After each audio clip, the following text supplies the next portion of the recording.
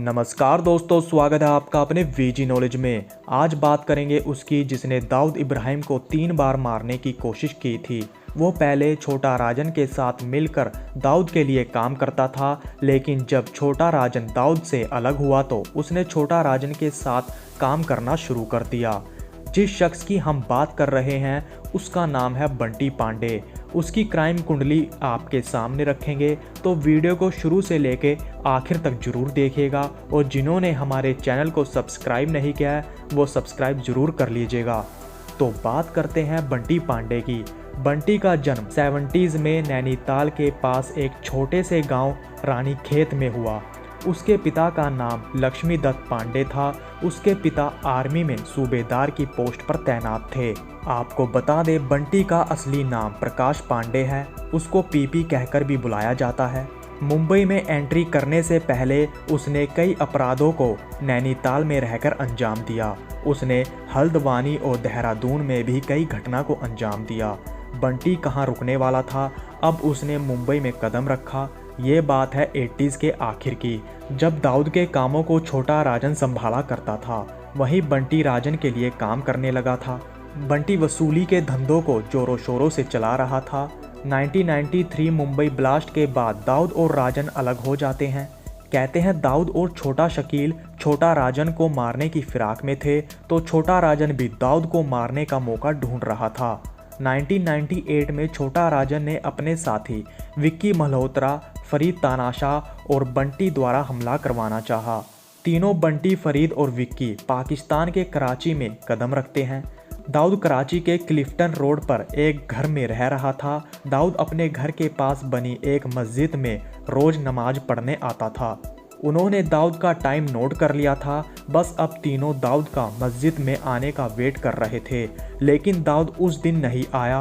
कहते हैं दाऊद को पता चल गया था कि उसको मारने के लिए भारत से कराची में लोग आए हैं। ये पहली बार था जब छोटा राजन ने बंटी को दाऊद को मारने के लिए भेजा था। साल 2000 में दाऊद को मारने का दोबारा प्लान रचा जाता है। कहते हैं ये वो समय था जब दाऊद की बेटी सारा की डेथ हो गई थी। वो अपनी बेटी के अंतिम संस्कार में आने वाला था। यहाँ ही दाऊद पर हमला किया जाने वाला था, लेकिन दाऊद वहाँ भी नहीं पहुँचता। छोटा राजन के प्लान की खबर कहीं ना कहीं दाऊद तक पहुंच रही थी। दाऊद भी बहुत समय से छोटा राजन को मारने का मौका ढूंढ रहा था, लेकिन उसको छोटा राजन की कोई पक्की खबर नहीं मिल रही थी। मगर 2000 के आखिर में दाऊद को पता चला कि छोटा राजन बैंकॉक में छिप कर रह रहा है, जिसके बाद छोटा शकील ने राजन पर हमला करते देर नहीं की। राजन की किस्मत अच्छी थी कि वो बच गया, लेकिन राजन का दोस्त रोहित वर्मा मारा जाता है। अगस्त 2001 को बंटी पांडे ने हरीश शाह और भरत नेपाली के साथ मिलकर छोटा शकील पर हमला किया, लेकिन छोटा शकील बच निकला। ईस्ट वेस्ट एयरलाइन के एमडी तकीउद्दीन वाहिद का मुंबई में कत्ल कर दिया गया और इसमें बंटी पांडे का नाम आया। वाहिद के बारे में बताया जाता है कि वो 1993 में मुंबई बॉम्ब हमले में शामिल था। उसके दाऊद के साथ संबंध होने के भी आरोप लगे थे। 23 जुलाई 2005 को जब दाऊद की बेटी की शादी पूर्व क्रिकेटर जावेद म्यांदाद से होने जा रही थी, उस समय भी दाऊद को मारने का प्लान बनाया गया। पूरी तरह प्लान बन चुका था। दाऊद के बचने का चांस बिल्कुल नहीं था, लेकिन दाऊद अपनी अच्छी किस्मत होने की वजह से फिर बच जाता है। हुआ यूं, दाऊद की बेटी की शादी होने से पहले ही बंटी को पुलिस ने दिल्ली से गिरफ्तार कर लिया। जब बंटी जमानत पर बाहर आया तो उसने दिल्ली और मुंबई में अपराधों को फिर से करना शुरू कर दिया। 7 जनवरी 2008 को मुंबई के चर्च गेट पर बने शिव सागर रेस्टोरेंट के मालिक से जबरन वसूली का केस बंटी पर दर्ज किया गया।